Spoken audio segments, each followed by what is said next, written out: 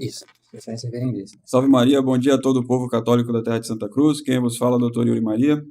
E hoje nós estamos aqui com Sua Excelência Reverendíssima, Monsenhor Dom Rodrigo da Silva. Estamos aqui com o senhor Diogo, do Controvérsia Católica, e com o senhor Matheus, responsável pela missão lá em Curitiba. E hoje nós vamos aqui comentar um vídeo do Trad Talk com o senhor Nogueira, fazendo algumas acusações contra a figura ilustre do Monsenhor. Que a gente vai... E vamos comentar um pouco o vídeo dele aqui também. Antes de começar, o senhor conhece o Carlos Nogueira? De algum lugar? Sim. Conhece de algum lugar? Salve Maria a todos os ouvintes. Sim, conheço, sim. Eu tenho esse prazer enorme. Tá É certo. um gosto prazer. Teve aula com ele? Sim. Então vamos ver o que o Carlos Nogueira vai falar aqui. Vamos expor aqui o que ele está falando aqui. Ano de suma teológica. Não há formação teológica. Nem temos essa experiência. E nós não somos teólogos autorizados, e eles são o quê? Né? Ou seja, eles são pessoas sem formação teológica. O atual bispo brasileiro deles não tem a menor formação teológica. Eu lhe dei aula de um ano de suma teológica. E asseguro que ele não sabe nada. Sabe nada. É uma nulidade teológica. E pontifica. Né? E mais, né? Então, aqui, ele falou que deu aula para o Monsenhor. Um ano e o Monsenhor não sabe nada de teologia. Né? Que coisa. Pelo que eu estava vendo aqui a história do Nogueira, ele começou a estudar teologia com 46 anos. Lá no site dele mesmo está falando.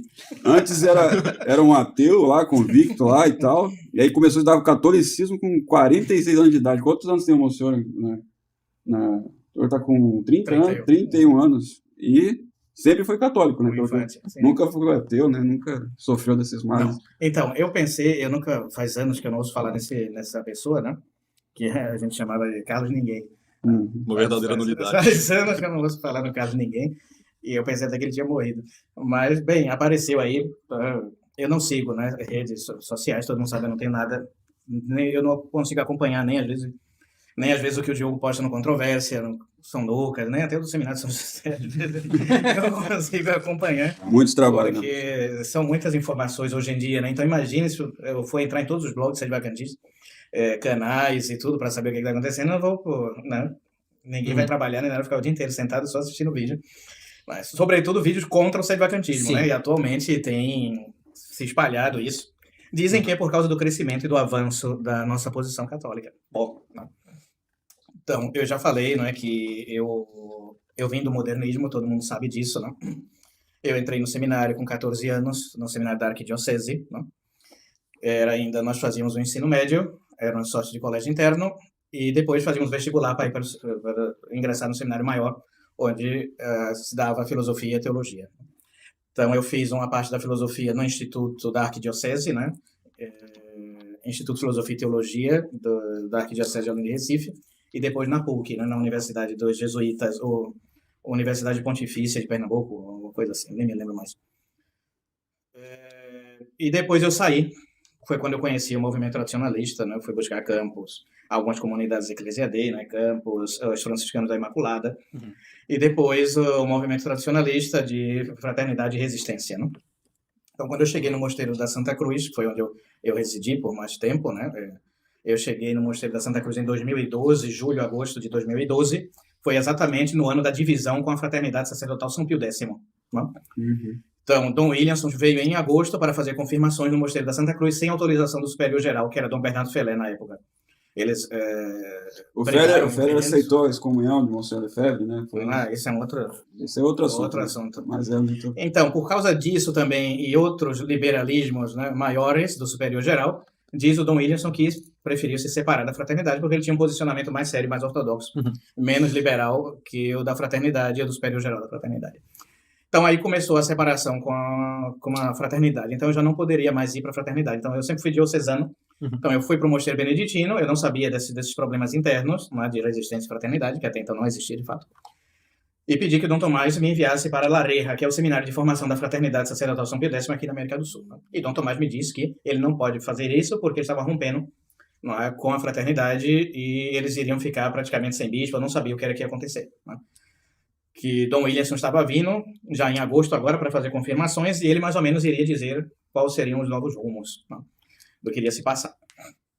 Então, Dom Williamson veio, fez as confirmações, foi uma confusão geral, né? Os padres da São Pio X começaram a escrever contra o Dom Williamson, contra o Dom Tomás, e então a fraternidade se separou, o superior geral expulsou o Dom Williamson, uma confusão. Então, nós ficamos praticamente sem nada, sem estrutura, sem nada, só o Mosteiro da Santa Cruz, tá? Que Dom Tomás pôs à disposição para quem quisesse. Então, eu falei, Dom Tomás, e a questão de lareia? Aí eu não posso recomendar mais porque é um seminário liberal.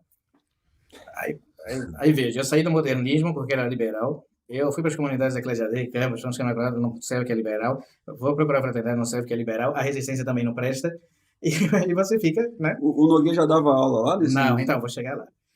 São os prolegômenos. Então, ou seja, nada presta, ou seja, ninguém tem uma formação que presta no meio tradicional. Sim. Fora a formação da Fraternidade São Pio X, né, que muitos sempre falaram que era um desastre, porque estava vinculado ao modernismo. Né? Dom Lefebvre tinha autorização do bispo da Suíça, né, para ter o seminário dele. O seminário de Monsenhor Lefebvre, desde o princípio, foi unido a Roma modernista. E tinha professores progressistas, que era da tradição, era uma confusão. Então, todos esses padres aí que foram formados, mal formados. Né? O próprio padre Secarda fala. Exato. E todo mundo na tradição é meio mais ou menos autodidata. Não. A gente tem algumas introduções, tem alguns princípios, não é? E vamos estudando com o tempo. É assim, infelizmente. Então, quando eu cheguei na Resistência, se passou a mesma coisa. Nós não tínhamos seminário, não tínhamos nada. O que foi que o Dom Tomás fez? Né? Creio que ano seguinte começaram a aparecer já outras vocações e o Dom Tomás me falou, olha, agora você só tem duas opções. Ou você volta para casa, né? Se casa e segue a sua vida, ou você fica como monge aqui no mosteiro e depois a gente vai ver o que, é que vai acontecer. Né? Então, eu optei pela vida religiosa, né? E fiquei como monge no mosteiro de Santa Cruz. Né? Entrei no noviciado. Como irmão Miguel. Como irmão Miguel, exatamente. E aí o que era que acontecia? Dom Tomás dava aula pra gente, né? Foi fundado, se não me engano, era o Seminário Santo Anselmo, Casa de Formação Santo Anselmo, que o Dom Tomás fez. Então, o Dom Tomás fez muitas coisas, tá? Ele tem os seus problemas, né? Sobretudo as questões doutrinárias que nós discordamos, mas sempre foi um padre muito zeloso na época que ele era. Né? Com certeza, muito militar. E fez de tudo para formar os padres, etc. Inclusive os que hoje são padres lá também. Né? Então, ele dava aula, os outros monges também davam aula para os seminaristas que estavam lá na casa de estudo. E creio que foi nessa época que aparece o Carlos Ninguém. E era um leigo, né, casado. Se não me engano, ele também dava aula no seminário modernista de Nova Friburgo. Ele dava aula no seminário modernista de Friburgo, creio que de filosofia, e ia à missa no mosteiro no final de semana, ou era amigo do Dom Tomás. Depois descobrimos que eles eram amigos de infância. O Dom Tomás e o Carlos Ninguém estudaram num colégio de São Bento, do Rio de Janeiro. Né? Fizeram ensino fundamental, médio, né? Que hoje é o primário, né? Essas coisas, colegial. Aí foi quando ele desapareceu, né? Dom Tomás foi ser monge e o Carlos Ninguém sumiu, né? Aí foi quando o senhor falou que depois de 40 e poucos anos é que ele aparece como católico. Perfeito. Aí o Dom Tomás falou, olha, eu vou trazer um amigo meu que vai dar aula aqui também no seminário para me ajudar com a formação dos senhores, que é o professor Carlos Ninguém, que é meu amigo e tal. E a gente falou, tá. E aí, depois a gente descobre que o Carlos Ninguém, de fato, só tem o ensino médio, né, que estudou com Dom Tomás. Era soldador. Soldador até 46 anos, então começou a estudar com 40. Tesoureiro do PT. Ixi, mano. Secretário do astrólogo Olavo de Carvalho. Né? Vai saber. Né? Isso são só detalhes, eu não vou falar mais. E agora é especialista, acho que em Platão, Tomista do Brasil. em Santo Agostinho, uma coisa assim. E hoje o maior teólogo do mundo, né? Do Brasil e do mundo. Aí, claro, como o Dom Tomás o conhecia e, bem, aprovava ali dando aula para a gente, né? Então ele deu o curso por uma filosofia tomista, que era baseada no Padre Álvaro Calderón, né? Um livro, inclusive, muito bom também, né? 4 introduções tomistas, algo assim, Umbrales da Filosofia. Foi um curso muito bom também que ele deu o curso de música para a gente também, no seminário. Ele deu o curso de gramática, que inclusive ele escrevia uma gramática, né? E deu também o curso de gramática para a gente. Ele deu curso de literatura, né? Deu curso de compêndio de teologia de Santo Tomás e a Suma Teológica. Né? Isso durante anos. Mas, claro, a gente via que, né, com todas as limitações de um leigo sem formação, que era uma pessoa curiosa, né? Que lia, Esforçada. esforçada, exato. Né? Como nós fazemos. Exatamente, Ou seja, como todo mundo exatamente. na tradição. Quer dizer, você não nasceu num lugar normal, Exato. onde você aprende a fé católica, mas pelo contrário, você aprende um monte de heresia vindo de uma seita herética modernista do Vaticano II. Então, você é obrigado a ser autodidata. Exato. Então, o Carlos Nogueira faz a mesma coisa que todos nós fazemos, entende? Nós Só que valemos com pelas nossas 40, fontes. não, ele fez com 46 anos, né? Depois de ser muito tempo. Não, e com todo o lixo que ele foi absorvendo durante 40 e poucos anos de vida. Então, Exato.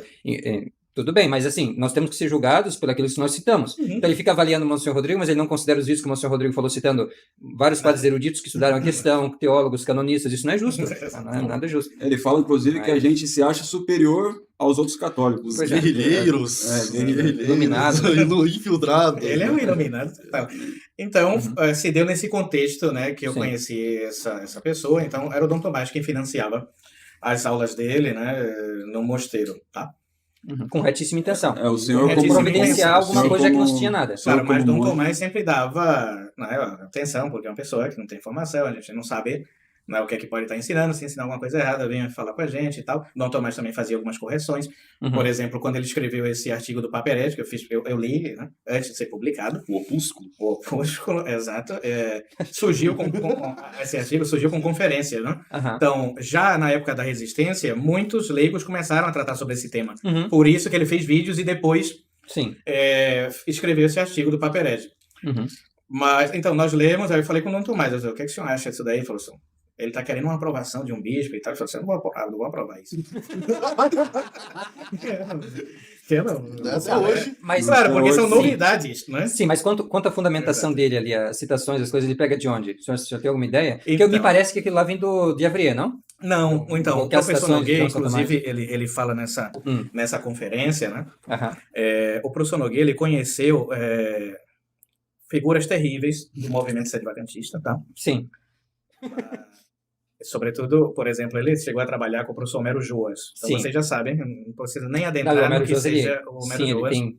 né, que é um conclavista, né, e Sim. que agora nem sei o que ele é. Se nem se morreu também, igual o professor Nogueira, nem sei o paradeiro dele. Então, por exemplo, ele escreveu um livro sobre Honório, Honório I, né, do Papa Herético. Ele não- Por isso que o Nogueira puxa isso daí do Homero Joas, do Papa Herético, Entendi. baseado no professor Homero Joas, que, segundo ele, prova que Honório caiu em heresia como doutor privado. Uhum. Com essas correspondências de cartas, para Homero Joas é uma evidência. Ele fez todos os estudos, é outro leigo também, né? Mas Homero Joas Autodidata. tem Então, eu curso só acadêmico. queria fazer um Sim, parênteses, não tem. que ele fala que a gente é superior aos outros católicos, e no mesmo vídeo ele fala que São Roberto Bellarmino e o Cardeal Baroni estavam equivocados. Então ele dali está sendo superior. Não, ele corrige João de Santo Tomás. Ele tá corrigindo corrige ele, Santos. a gente Ele é superou Aristóteles também, Não, é essa pessoa. E a gente é o super, ele se acha superior. Isso Então, é nessa uma questão, coisa- essa questão de Barônio e de São Roberto Bellarmino, no tocante à questão do Papa Honório, o que ele disse é a mesma coisa que disse um leigo, também, Lepage Renouf.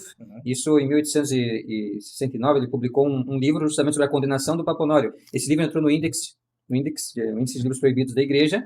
Ele era um anglicano, recém-convertido também, e teve várias respostas foram dadas a esse livro, e justamente por quê? Porque ele se colocava, então, esse leigo se colocava na cátedra e dizia, todos esses teólogos que defenderam o Papa Honório, que são os mais insígnes da história da Igreja, todos eles estão errados, porque na verdade ele foi condenado, olha aqui esse concílio, olha esse documento, ou seja, o mesmo argumento do Nogueira. Aí depois esse Renouf Michael saiu da Davis Igreja, também. ele saiu da Igreja Católica, abandonou da Igreja Católica, depois do Concílio do Vaticano. Então, o Concílio do Vaticano, dentre outras coisas, ele fechou essa questão do Papa Honório, no sentido que não houve heresia propriamente dita da parte do Papa Honório, houve no máximo imprudência. Isso em qualquer livro padrão pós-Concílio do Vaticano, ou seja, de 1870 para frente, você vai encontrar justamente isso. Então é uma questão de cultura eclesiástica média. Se você já leu algum livro de apologética, tocando nesse assunto, se você leu algum tratado de teologia na parte do tratado sobre a igreja, ou então sobre a verdadeira religião, né, onde combate os protestantes e os argumentos deles contra o papado, qualquer lugar desse que você vai achar a mesma resposta, não é uma invenção nossa, isso é uma coisa básica, é o padrão católico. E a gente só expõe isso, Isso. A gente não faz mais nada. A gente não Então, pega quem que é o a nossa iluminado e o palavra. original? Vamos lá, vamos ser honestos. Então, quem que está se colocando acima, né, do senso comum, acima do que é o Os sentido santos, da os igreja, doutores. os santos doutores, entendeu? Quem que está querendo ser o excêntrico original? Evidentemente que é o Carlos Nogueira. Não somos nós. Então, por isso que as pessoas, como as pessoas não são idiotas, né, elas veem toda essa pompa, todas essas coisas, mas elas também sabem comparar. O vídeo deles, depois aparece o vídeo deles, depois aparece a recomendação dos nossos vídeos. Aí a pessoa vai lá e confere. Exato. Ela vê que nós citamos as fontes para Vaticano II, vê que nós não fazemos todas essas coisas que eles nos acusam, né, e se tornam sedevacantistas. É isso que está acontecendo e vai seguir acontecendo, enquanto eles estiverem nessa linha de argumentação viciada. Exatamente. E então, aí ele fez assim, olha, vai sair agora o meu artigo do Papa Herético, pode dar uma olhadinha e tal. Eu falei, posso? Aí eu li, claro, a gente compra aquilo, né? Estamos envolvidos com aquela causa ali, porque para nós, de fato, os papas sempre foram heréticos, né? Essa é a ideia da fraternidade, né? Sim. Que o Papa pode ser qualquer coisa, desde São Pedro até hoje. Paulo corrigiu as heresias, exato. Então, eles dizendo que o Papa é herético, tá ótimo, é isso daí, né? Ele é herético, ele é imoral e é Papa, tá? Perfeito. E aí o Dom Tomás ficou meio assim, né? Mas onde é que ele tira esse negócio de jurisdição precária? Isso não tá na teologia. Fez assim, olha, ele tirou isso de um outro leigo. De um outro leigo teólogo, não é? Que é formado em Direito, que é o professor Arnaldo Vidigal Xavier da Silveira, e no seu livro dele, Considerações sobre o Novo Ordomício de Paulo VI, há uma introdução primeiro sobre a possibilidade, né, do Papa Herético, a hipótese teológica do Papa Herético. E lá ele fala que, na opinião dele, tem uma jurisdição precária, mas continua sendo Papa. Não perde a jurisdição ipso facto, como ensina São Roberto Bellarmino, né, e os teólogos. Fica com a jurisdição precária para não causar um caos na igreja, etc. Sim. Bem, mas isso não é teologia, né? Falei para Dom Tomás, fica bem claro que isso daí é uma invenção. Então, por isso que é complicado. São novidades. São novidades introduzidas depois do concílio no meio tradicionalista. Então, tudo precário, né? Sim. Desde a jurisdição do falso Papa até tudo que eles fazem ali é de uma precariedade. Então, Luciano, mas a gente não poderia dizer assim que como é uma jurisdição precária, então ele não é um verdadeiro Papa, porque o Papa tem uma jurisdição imediata e universal sobre cada fiel, sobre cada bispo. Então, se ele não tem a jurisdição que o Papa tem, então não é Papa. Não é simples esse argumento. Se ele tem uma jurisdição precária... Então, por isso aliás, esse negócio de jurisdição precária até me lembra um pouco a tese de Cassitiaco. Um pouco. Que ele chamou e disse que são pessoas moderadas, prudentes. Não, ele elogiou muito melhores do que esses servacantistas totalistas. Porque parece exatamente. No fim, todos vão estar rezando pela conversão do Papa. Todos eles. Da tese, da fraternidade. Eu acho ótimo que eles gostam da tese, mas vão em missa na cum, né? Essa parte da tese ninguém escuta. Então, aí ele inventou esse negócio do Papa Herético, baseado, então, nesses amigos que ele conhecia, Homero Juas. Inclusive, o próprio livro do doutor Homero Juas foi publicado pela edição Santo Tomás, que é dele. Entendi. Então não tem nada de original na ideia dele. Não. Fora Araí Daniele, também, que era conhecido dele. Felipe Coelho, que ele não quer citar. Entendi. Ele fala aí. Então, pessoas assim, que daquela época que todo mundo já sabe. Todos também autodidatas, sem grau de teologia. Todos. Perfeito. E é bom lembrar assim, que o pessoal com grau de teologia ali, que foi no Vaticano II, né, ensinaram um monte de barbaridades, e por isso que nós somos autodidatas, quer dizer, porque se depender do ensinamento dessas pessoas, nós vamos ser hereges, vamos ensinar coisas que a igreja já condenou. Então assim, os teólogos vêm muito bem, né, que bom que estudou teologia, mas se a pessoa não leu bons livros, se a pessoa não tem humildade, não segue a doutrina da igreja, um camponês ali que segue a fé católica é melhor, dando uma melhor posição que esse teólogo, né? Então, infelizmente. É bom a gente considerar isso também. Aí ele publicou isso daí, eu fiz até vídeo, na época acho que era de subdiácono, favorecendo esse artigo que ele havia publicado e tudo, né? Mas aí depois que eu conheci o sede-vacantismo, né, o problema da missão na cum, primeiro, e depois o problema do sede-vacantismo, e ficou claro que esse negócio de Papa herético não existe, né? Não passa de uma hipótese que está descartado, né? E eles passam o vídeo inteiro, esse negócio que você passou aí, essa gravação, inteira discutindo coisas de Papa herético e o Papa herético. Magistério liberal. Como se o sede-vacantismo apoiasse essa tese malfadada de Papa herético. Né? Eles não entendem que, para nós, esses usurpadores nunca foram nada na igreja. Não passam de usurpadores, de hereges, mas nunca de romano pontífice legítimo e verdadeiro. Sim. Por isso que defendemos o papado, defendemos a ortodoxia de todos eles, inclusive de Honório, como São Roberto Bellarmino. Então, já resolveu todas essas questões, já corrigiu João de Santo Tomás, já corrigiu... Ele fala também que a gente faz assim uma igreja pneumática.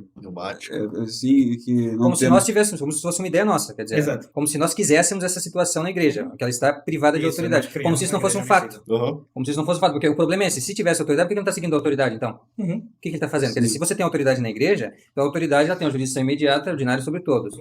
Então você segue o que ele manda. Ainda que seja infalível, não seja infalível, essa é a teologia católica tradicional. Se todos os católicos, de verdade, professam e amam a igreja, não estão seguindo essa autoridade, então é óbvio que ele não é. Não é verdade? Quer dizer, então, é algo bem característico. Se o próprio Noguet, ali nos comentários depois, uma pessoa perguntou, então é para seguir o Papa? Uma pessoa lógica, uma pessoa católica. Então, você diz que ele é o Papa, então é para seguir ele? Aí eu dizer, claro que não. Então, se você está dizendo que não é para seguir a autoridade máxima na igreja, a autoridade suprema na igreja... Você está falando uma heresia condenada. Claro, mas você está na prática, você está sendo um sedevacantista, você não o reconhece como autoridade, você só reconhece da boca para fora. Mas, seu Diogo, você tem que entender que o magistério liberal, ele não usa as notas de infalibilidade, e ele fala coisas que podem parecer tartaresia em uma perspectiva, e você pode segui-los ou não, é a tese do padre Caldeirão, é mais ou menos isso que é mais ou menos essa tese, pois é. Mas aí o padre Caldeirão interpretou... É mais uma novidade. É o legítimo intérprete do Concílio Vaticano II, é o padre... Nócio, né? Padre Aldo Caldeirão.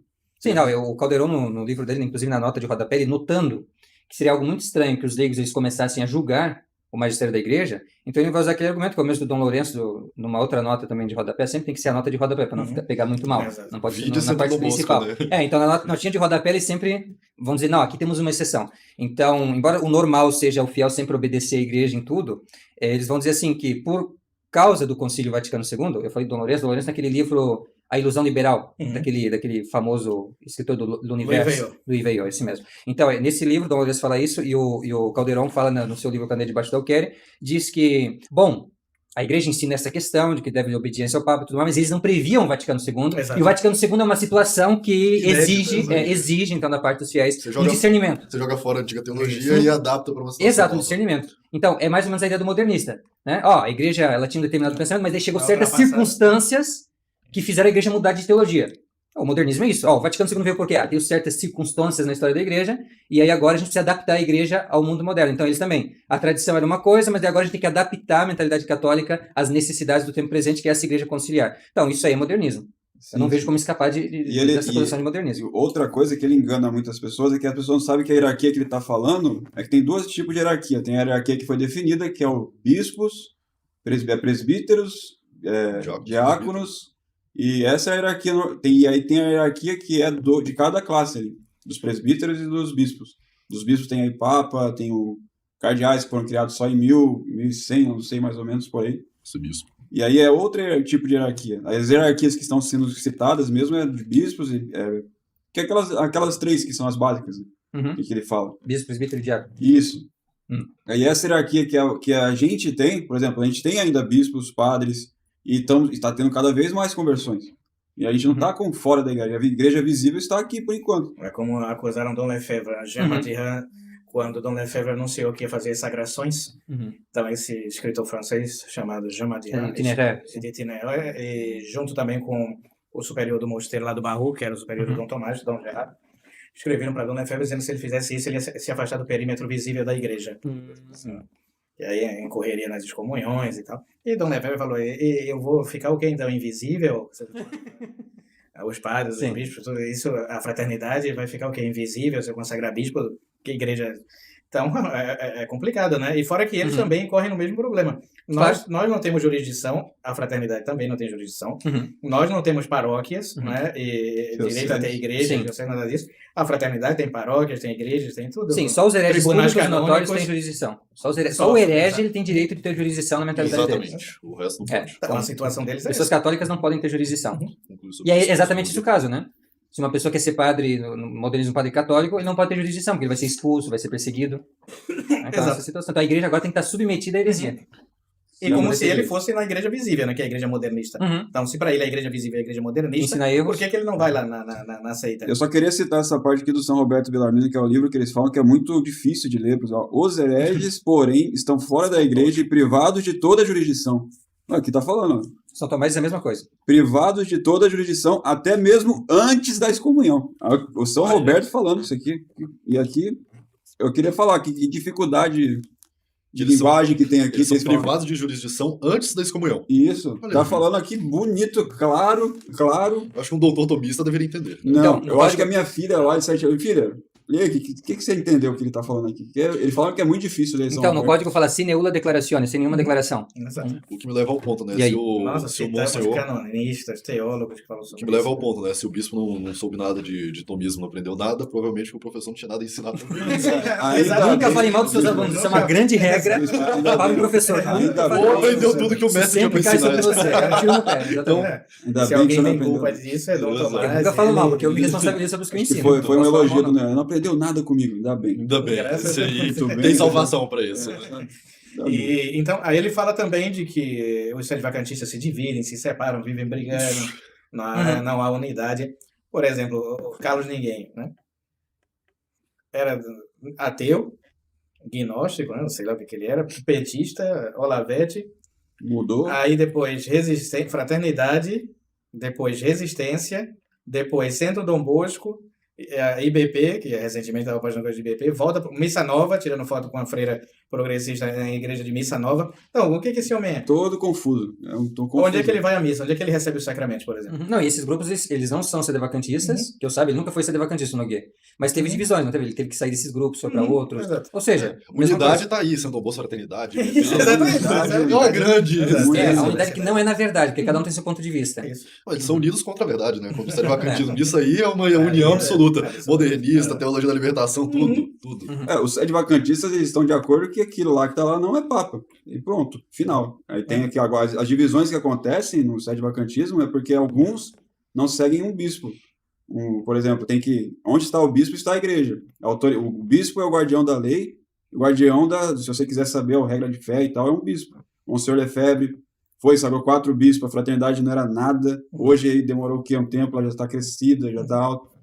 E a mesma coisa serve de vacantismo. A gente tem que estar... No Brasil, né? Porque em outros países é algo bem estabelecido. Bem estabelecido, com igrejas e paróquias fiéis em vários países. E padres também, não? Estados Unidos, Itália. Não? É uma questão de tempo. Sim, uma questão de tempo. México. Sim, e divisões acontecem em todo lugar, especialmente quando a gente não tem autoridade... Porque não tem o Papa. Ah, se tivesse Papa, então, não isso teria acontece. divisão. Eu que vou unir. Sim, mas acontece assim, Monsenhor, acontece mesmo em tempos normais, a gente vê na Sagrada Escritura, né, os conflitos que já tinha nas primeiras comunidades cristãs, depois, no decorrer da história da igreja, as ordens religiosas como se brigavam entre si, como havia conflitos, né, e mesmo com a autoridade do Papa, era toda uma polêmica que havia. Né, então, isso é natural entre os seres humanos, porque são pessoas de carne e osso.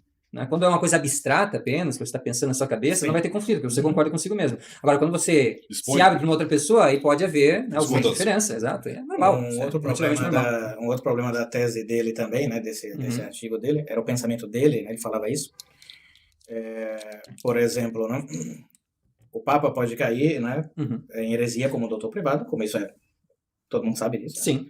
Né? É algo discutido, né? De que ele possa ensinar o erro como doutor privado, ou favorecer o erro como doutor privado, isso é discutido, mas como publicamente não. Né? Ensinando como doutor, né, da igreja, para toda a igreja, etc., formalmente ele não pode ensinar nenhum erro, nenhuma heresia. Aí o que acontece? Ele dizia isso, né? Então, por exemplo, a analogia que ele falou que a gente não entende. Né? Então, analogamente é o que se passa com os papas, entre aspas, pós-conciliares, né? Tudo isso que eles ensinam, todo esse magistério, entre aspas, é privado. Não é magistério. Então, eles podem ensinar heresias à vontade, como eles ensinam aí, né? Mas isso não faz parte, não é, do magistério extraordinário. Para ele, né, o que é infalível, o que ele não pode errar, é quando ele se pronuncia somente ex cátedra. Né? O resto é tudo doutor privado. Tudo doutor privado, então, mas Concilia Ecumênico, ele está falando como doutor privado, não como Papa. Isso. Aí ele vai usar, então... Está dando a opinião dele, assim. Com todos na os minha bispos opinião, da igreja, mandando obedecer. É. Né? Quem não está com o concílio está fora da igreja, mas isso é doutor privado, né? Tudo privado. Então, isso é completamente contra os próprios autores, né, os próprios teólogos, que ele diz que vai seguir. Justamente o contrário. Que mesmo que o Papa erre como doutor privado, como o Papa não vai errar, então deixa ele ali. Entendeu? Quer dizer, é algo escandaloso que o Papa diga algo diferente do que ele mesmo se pronuncia publicamente? É escandaloso. Mas ele não vai causar prejuízo porque o magistério do Papa está salvo. Aí eu convido, vai lá perguntar pro Papa se é isso que ele acha, né? Se ele acha que tanto faz obedecer ou não, você tem que, né, não pode redar pra É claro. Tradição dos Custódios foi um exemplo. Eu olhei, tem as 4 notas ali, só faltou... Por exemplo, as canonizações, né? As canonizações são irreformáveis, né? Fazem parte do magistério extraordinário. A igreja propõe para toda a igreja o culto daquele santo, daquela pessoa. Né? Ela não pode errar. Ela define, né? Qualquer manual de teologia dogmática vai falar isso. Até a beatificação, há controvérsia. Pós-beatificação e canonização foi definido pela igreja, acabou.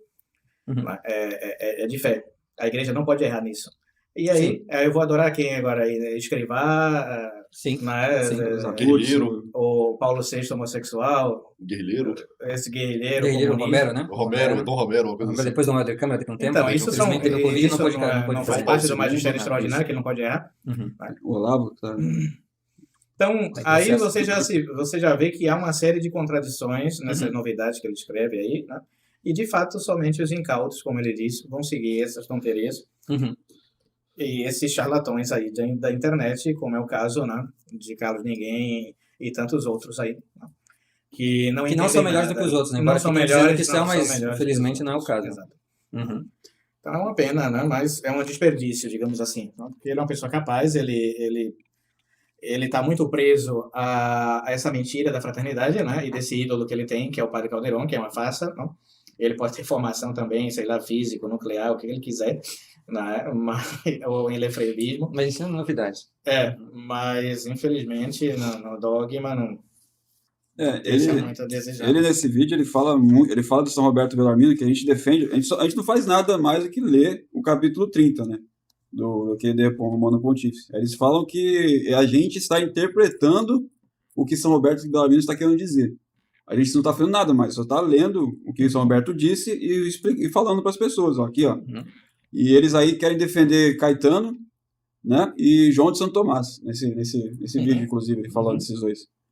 E falando que eles dois ali arremataram a questão e precisa-se de um julgamento da igreja. Como eles disseram no vídeo, inclusive. Uhum. No caso do Papa, como doutor privado com a heresia. É bom lembrar, não como magistério do Papa. Não, então, que isso, doutor? É uma coisa que foge dessa discussão. Exato. Essa coisa que os vacantistas já passaram faz tempo já disso aí. É a discussão dos anos 70 era sobre a questão do Papa herético. Depois já entenderam a questão da infalibilidade e indefectibilidade da igreja e acabou isso. Ou seja, o magistério da igreja e o magistério do Papa, que partilha da infalibilidade e indefectibilidade da igreja, ele não pode oferecer o erro para os fiéis. Então, não pode existir heresia no magistério. Entende? O magistério público da igreja. Então, toda essa discussão do Papa herético aí, ela se aplica ao magistério privado. Tá? Ou seja, não se aplica a questão do Vaticano II, não se aplica nada. Ou seja, o simples fato de ele estar discutindo isso quer dizer que ele não entende nada da questão. Começo de conversa não entende do que se trata. Ele o problema. Ele nem leu. Porque João de São Tomás, então, João de São Tomás e Caetano eu li João de São Tomás. O Caetano eu não consegui ainda ler na íntegra, mas a parte relevante eu li. O Caetano, o próprio São Roberto, passa ele refuta, exato. Aqui, Exato, só que assim, todos eles dizem assim que o magistério do Papa, o público nunca vai ter problema, entende? E tem que obedecer o que o Papa ensinou. Se é infalível ou não, tá? Tem que obedecer e acabou. Então, esse é o ensinamento tradicional da igreja. Claro. Tradicional. Nunca vai ter algo grave que as pessoas vão para o inferno seguindo o que o Papa falou. Então, isso é um ensinamento básico, porque se você não pode ser um teólogo católico se você não acredita nisso, então como é que você vai pegar? Qual é a fonte da teologia? Tá ali no Denzinger, basicamente, ali o essencial, a suma. O próprio Bellarmino, então, é tudo magistério do Papa. O próprio Bellarmino fala aqui, ó, também Melchior Cano ensina que os hereges não são partes nem membros da igreja e diz que não é possível sequer imaginar, em pensamento, que alguém que não é membro nem parte seja cabeça e papa. Esse é porque não era nem possível. Um grande dominicano. Imagina, não era nem possível imaginar. Inconcebível. É impossível.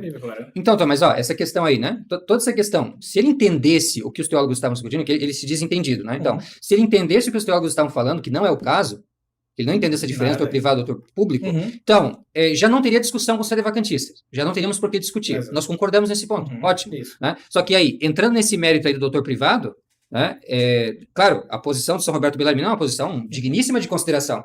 Né, e ele ligeiramente passa por ela e escolhe Caetano e mais. Né? Agora, quem que é o doutor da igreja? E santo. Pois é, sim. Vai lembrar que o sentido da igreja. Vai lembrar que foi em 1930. Você já tinha São Tomás, já tinha Caetano.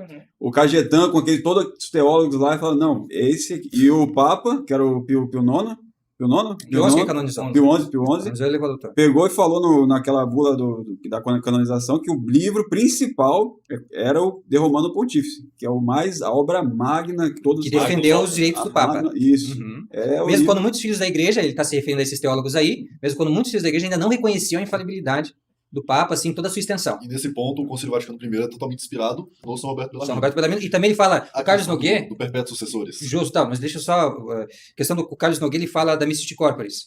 Né? Então, a Mystic Corporis, para a gente entender, às vezes, um documento pontifício, você precisa saber, assim, quem foi o grande teólogo que o Papa delegou para fazer o rascunho. Entende? Claro, o Papa assinou, mas o Papa não escreveu aquilo ali tudo, não é? Quer dizer, ele sempre se serve de algum grande teólogo. Então, o teólogo que foi a cabeça desse documento é Sebastiano Stromp. Eu tenho aqui alguns livros dele, ele escreveu um livro sobre a inspiração, sobre várias partes do Tratado de Teologia, e ele era um especialista em São Roberto Bellarmino.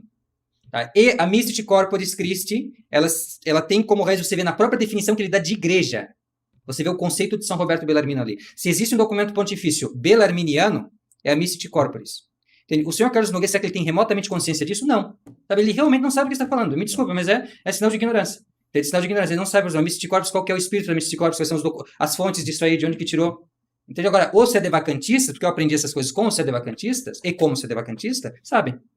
Então, assim, dos autodidatos que vocês têm disponível na internet falando sobre assunto de teologia, quem estão melhor habilitados para falar sobre esse tema?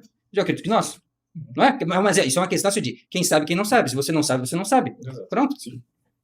Sim. E ele ainda quer se passar de escrever ou dar conferências sobre São Vacantinos e ele não sabe de nada.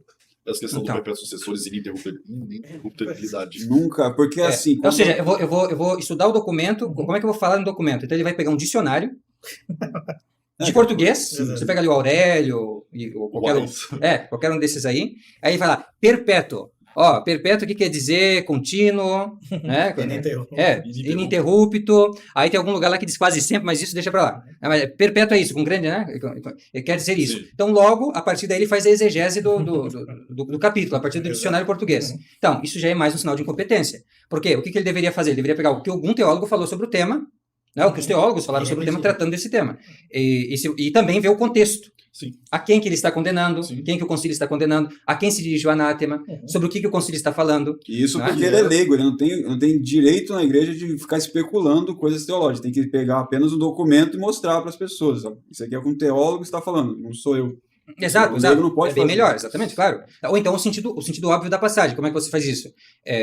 Porque a regra, principalmente, é o sentido literal. Então, você vai pegar, em vez de fazer algum artifício, você vai tentar colocar no seu devido contexto. Isso é uma norma universal de interpretação de qualquer texto. Então, eu estou pegando um pedaço de um texto. Tá, mas ele está falando do que no capítulo? Então, eu tenho o anátema aqui. O capítulo está falando sobre o quê? O capítulo está dizendo que não morreu com São Pedro primado, mas que ele continua nos seus sucessores.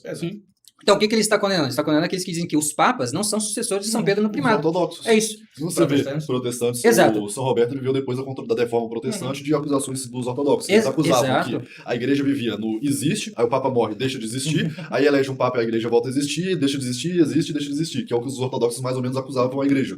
E São Roberto diz que isso é mentira. Por quê? Porque por mais que não tenha um papa, o instituto do papado ele é perpétuo. Perpétuo, então. O papado é perpétuo. Não é perpétuo sucessores heréticos. Até. Sim, mas aí, olha só, a inconsistência teológica da pessoa. Né? Desculpa, eu acho que eu estou talvez me excedendo um pouco no modo de falar, mas é que a pessoa não muda. Há anos a mesma coisa, eles não mudam. É sempre a mesma coisa. Sempre a mesma coisa. Então assim, aí ele vai lá no dicionário, tá? Esse é o argumento dele, argumento de 4, 5 anos atrás. Então, aí no dicionário diz assim, não, deve ser algo assim, um curto espaço de tempo, essa perpetuidade. Então se a vacância, então porque tem que ser vacante. Então, se um período de ser vacante não tem um papa ali, então quer dizer que a igreja falhou, quer dizer que a igreja não tem perpétuos sucessores? Porque se perpétuo é sempre, então quando morre um papa e na eleição de um outro, então quer dizer que não tem perpétuos sucessores, logo todo mundo é anátema, porque quando essa está vacante. Né? Impossível isso. Que é o que os cismáticos do Oriente Aí no vídeo ele fala, não, mas nesse tempo aí tem os cardeais que ele tem que fazer, aí depois ele fala da bula de Paulo IV, ele esquece a bula de Paulo IV que a gente interpretou, mal traduziu, a gente não traduziu direito. Ele falou que disse, André, outro maluco aí da Argentina. Foi alguém que traduziu errado, a bula não quer dizer isso. Que a bula fala, ainda que um... Sei, que doa aquele terreno para a fraternidade, Larissa. Acho que foi isso, né? Não sei, bom, deixa pra lá. Agora, mas são figuras dinossáuricas do CD Vacantismo. Daqui pra frente, só pra trás.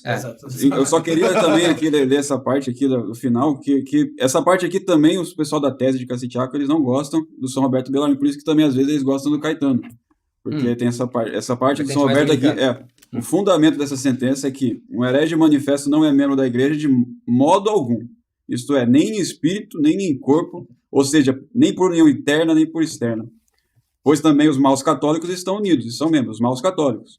Agora, em espírito pela fé, em corpo pela confissão da fé e pela participação dos sacramentos visíveis. Os hereges ocultos estão unidos e são membros somente pela união externa, os ocultos. Assim também como os bons catecúmenos são da igreja apenas pela união interna, e não pela externa. Os hereges manifestos, os manifestos não são da igreja de nenhum modo, como já foi provado. Ele só falou isso.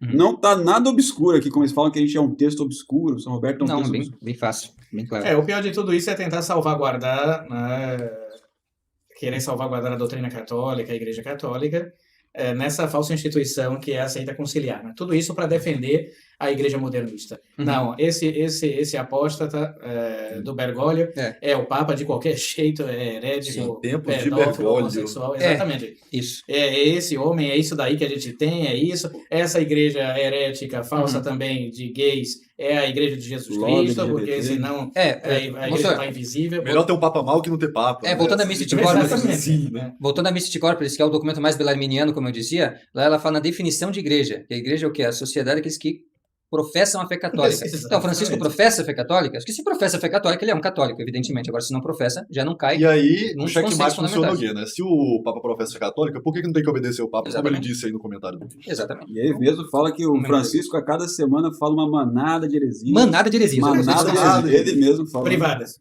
Todos privados. heresias Em documentos Opiniões públicos, dele. com intenção magisterial, mas Ordenando, privada. com os quatro As quatro notas da as quatro infalibilidade. notas na tradição. Isso. E uma outra coisa que os salivacantistas falam bastante na igreja, ela é um meio seguro, né, de salvação. Então, se eu seguir o que a igreja manda, na sua doutrina e disciplina, eu vou me salvar, eu vou para o céu. Aí só se eu for um mau católico que eu vou para o inferno, mas se eu seguir o que a igreja está mandando, eu vou para o céu. Então, como é que a igreja pode se conciliar? Ela pode ser igreja católica nesse sentido. É por isso que também, isso é uma das coisas que eu sabe por quê? Eu acho que por isso que demorou também uma reação. Porque os católicos são acostumados a ouvir, ó, o Papa falou, Claro. até eles perceberem que tem alguma coisa de errada, mudaram, o que é isso aqui? Que é o efeito sedivacantista do momento, que todo mundo está vendo Está agora. percebendo isso. Não, é que esse daí é o impostor, é qualquer coisa, é o anticristo, menos o chefe da Igreja Católica, representante de nosso Senhor Jesus Cristo. O sangue está incorrendo de almas indo para o inferno e tudo. E a insistência dele também, que nós não entendemos o magistério liberal do padre Álvaro Caldeirão, sempre. Isso tudo porque eles não leram a candeia debaixo do que o magistério liberal que falou o padre Álvaro Caldeirão. Você fica assim, né? Escandalizado, né? Como você vai abandonar a doutrina católica tradicional dos santos, dos doutores, para aderir É uma novidade. a essa novidade, não é, desses padres aí, não é, bem formados da São Pedrícia. E a ousadia de falar isso aí também, que um padre que das fraternidades, ele interpretou corretamente o concílio. Ele não é nem o legítimo intérprete do concílio, é o Papa. E o Nogueira acabou com a discussão de 70 anos da Sevacante, com esse artigo dele aí. O padre Caldeirão também, pronto, acabou, você resolveu tudo. Sim, pois é. Acabou a crise na igreja. É muita presunção, né? Sem falar que eles não conseguem resolver um monte de problema, a questão da obediência, a questão do que a igreja entende como Papa, a questão do que a igreja entende sobre si mesma. Quer dizer, aqueles tratados de eclésia... Não, Papa, ele não lê isso daí. Eu me lembro que quando ele estava dando aula pra gente na Suma Teológica, já logo no princípio, ele falou que tudo isso é errado, tá? Esses teólogos todos estão errados, porque, como Santo Tomás fala no princípio da Suma, que não há divisão na teologia. Logo, essa divisão, teologia dogmática, teologia moral, teologia, isso daí está tudo errado, não tem que estudar nada disso. Só Santo Tomás, que está resolvido tudo. Como se não houve progresso. Exato. Não é mais ciência e teologia, ela tem que ficar ali. Por isso que ele nunca leu São Tomás. E é contra o que a igreja ensina sobre São Tomás. Ele é doutor comum, mas não quer dizer que acabou em São Tomás a teologia. Houve grandes progressos, sobretudo enfrentando as heresias, a igreja ela consegue esclarecer muitas coisas. Por exemplo, toda a questão da justificação não está tão clara em São Tomás como qualquer teólogo posterior ao Concílio de Trento. Ele leu o Romano Pontífice. É o doutor das controvérsias. Quando foi? Por que ele não leu o doutor das controvérsias que foi proclamado? Claro. Sim. Então, é por isso que ele não tem noção nenhuma de teologia. Porque ele nunca leu nenhum manual, nenhum tratado. Sim, porque ele acha que tem que ser só o São Tomás. Só São Tomás, exato. Esse é um pensamento parecido, não é igual, mas é parecido com os modernistas, porque eles dizem assim, nós temos que ir para as fontes. Porque no século XIX, século XVI para frente, mas com o Barroco e tal, mas eles falam principalmente no século XIX, século XX, a manualística, ela não representa realmente o pensamento de São Tomás. Mas por quê? Porque a manualística ela está atrelada ao Concílio de Trento e ao Concílio do Vaticano. E se tem uma coisa que os modernistas e os hereges detestam, porque os condenou, é justamente esse tipo de teologia que já está atada por certas definições da igreja que condenaram vários erros modernos, né? E que eles querem voltar a introduzir. Então, para isso, o que eles vão fazer? Você volta a uma etapa anterior, onde o autor em questão ele não tinha enfrentado os problemas que teólogos posteriores enfrentaram e resolveram, e ali você pode aproveitar as brechas para reintroduzir, com aparência de autoridade, esses erros. É o mesmo que fizeram os protestantes no século XVI. Requentar o almoço e servir na janta. E é o que faz a fraternidade hoje em dia. Eles pegam documentos pré-concílio Vaticano I, que é uma coisa da infalibilidade, pegam aqueles autores lá. Aqueles autores, certos autores, é bem seletivo. E aí, infelizmente, é assim o modus operandi. Né? Mas tudo isso para tentar denegrir o movimento sedivacantista, né? Tentar barrar o progresso, não é, da doutrina católica, porque o sedivacantismo jamais poderá ser refutado. Só se alguém refutar a doutrina da igreja. Exato. É o que eles tentam fazer, não é refutar a doutrina católica. Não, o sedivacantismo não é uma doutrina particular. Por exemplo, vamos acabar com o sedivacantismo. Eu vou falar mal do Dom Rodrigo. Então, o Dom Rodrigo era gordo, baixo, ele, sei lá... Careca, nada, só fala bobagem. Esse negócio de sedivacantismo que ele inventou, como se fosse eu, entendeu? Ou seja, vamos atacar o Dom Rodrigo, porque aí acaba o sedivacantismo. Eu só transmito É só a verdade. A gente tá só lendo. É só ler. Né? Isso começou com o complô contra a igreja, isso começou com a nova igreja montiniana, acusa Paulo VI de heresia, cisma e escândalo. Tudo isso na época do concílio, o Padre Saint de Arriaga, Abbé de Nantes, né? E tantos outros que escreveram sobre o tema. Eu só estou repetindo isso daí. Então, às vezes as pessoas acham que eu que inventei o sede-vacantismo no mundo, né? Coitado, não? Então, e de fato, eu não sou nada. Eu sou um católico, né? Espero que seja digno desse nome, não é? E que repito somente, não é? O que os outros ensinam. Padre Checado escreveu, não é? Bispo Dolan, Bispo Semborn, né? Padre Rei Costa também, né? E tantos outros sede-vacantes de Bom Senhor Guerra que escreveram coisas boas. Nenhum deles foi inventado. Isso que é impressionante. É só pega as coisas e mostra para as pessoas. Não é a única doutrina segura, é a doutrina da igreja e é o que nós reproduzimos. Aí você vai ter certeza de que nunca vai estar errado, nem vai ser refutado. É só seguir o que a igreja sempre ensinou. Agora, claro, odiar, detestar, abominar as novidades não é, desse conciliário herético, não é, e desses falsos papas. Se você rejeita tudo isso e fica com a tradição, que é o ensinamento de São Gonçalo de Leão, São Vicente de Lerent, no seu comunitório, acabou. É a regra para ser católico. Sim. E procurar os bispos e padres que ainda são fiéis. Que guardam a fé. Não os mais originais, né, que vêm com suas teorias, mas aqueles que guardam a fé, que é o que nós precisamos. Que é o que nós precisamos, exato. E também, né, nada também de ser aluno, de consultar esses leigos que nós vimos, né, que são, infelizmente, né, charlatãos. Então, acho que é isso, então. Para concluir, brevemente, a acusação de guerrilheiros na Liga Cristã. Guerrilheiros, é isso aí. Assim, compramos os ingressos para um evento católico, nós somos católicos, somos um evento católico, aí chamaram a gente de guerrilheiros. Não entendo isso porque não tem como entender. O único que não pagou foi o bispo que ganhou no sorteio, para tu ver a providência de Deus. Os indicativos nisso aí, né? E guerrilheiro, eu que ajudei a levar as coisas no meu carro, presidente lá do Instituto, todo mundo sabia que eu era sede-vacantista, tá? Claro. O Carlos Alguém não sabe nada do que tá falando aí. Não sabe nada. Para não variar, para manter a constância. Era proibido para sede-vacantistas no evento? Sim, proibido sede-vacantistas. Ainda não é também, né? Que eu saiba. Por exemplo, você vai falar sobre crise na igreja. A gente causou confusão, não podia nem fazer uma pergunta. Se pudesse ser liberado uma pergunta, talvez a gente pudesse. Tanto não era que meu carro tava lá à disposição para levar as coisas e tal. Eu não tô falando, exato. Né? Isso aí é acusação do Nogueira e ninguém lá do Instituto, para deixar claro. Sim. E ele tem um preconceito muito grande conosco, como se nós não buscássemos ser católicos, não praticássemos a fé católica, como se não houvesse padres sede-vacantistas também que rezam missa diária. Como eu falei num vídeo já ali no Controvérsia respondendo a ele, então é algo irrealista. Se ele quer ser tomista de verdade, o tomismo é realismo. Então você tem que ver como as coisas são. Não pega na realidade. Vamos supor, por exemplo, o Padre Ângelo. Dois, três sede-vacantistas e criou um preconceito. O Padre Ângelo, com 20 anos de paróquia, aí ele tomou a consciência e ele pega e descarta isso, sabe? Claro, assim, vários padres abandonando aí essa seita diabólica e ele largando tudo por amor a Cristo. A paixão da igreja. Porque se for seguir Carlos ninguém tem que ficar lá na seita, né? A paixão da igreja. Porque, né? Mas assim, eu não gostei. Sim. Para quem palestra do Pedro Afonso. Eu não gostei do contexto em que foi dito que nós somos guerrilheiros, mas a igreja é militante.